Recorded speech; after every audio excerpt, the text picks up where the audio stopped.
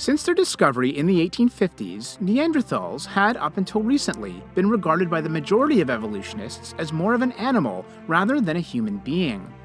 One of the main reasons for this was due to their seemingly sparse cultural inventory. However, claiming that Neanderthals or any such group is subhuman just because they apparently lack cultural inventory is a completely invalid assumption.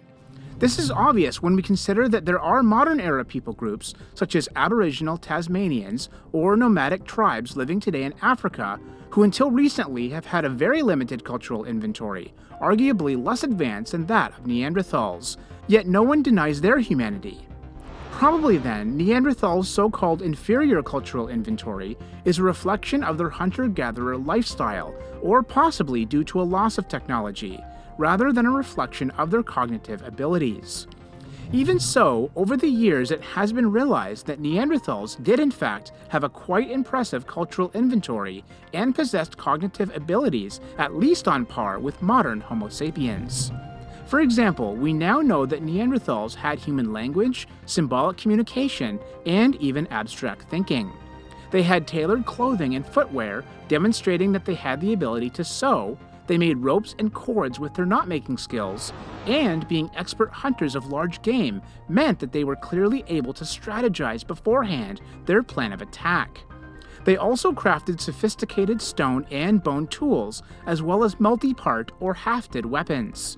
Remains of fireplace hearths reveal that they had controlled use of fire, and the fact that they had highly varied diets, could cook and fillet their food, as well as dry out fresh meat, shows that they were experienced chefs to boot.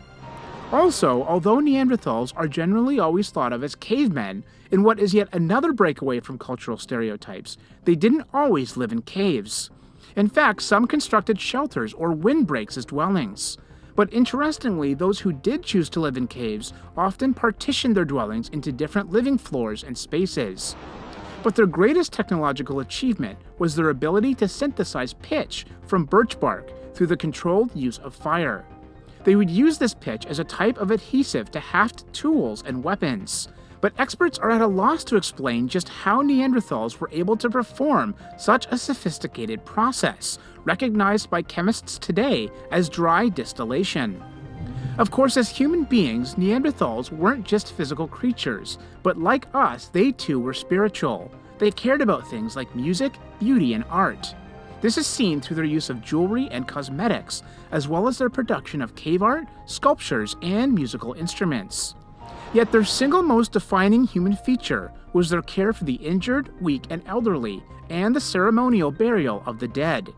Only humans bury their dead, and this single discovery would be enough to put the final nail in the coffin of the evolutionary and cultural stereotypes of Neanderthal man. Neanderthal, like every human being, was no animal, but rather was specially and uniquely created in the very image of God.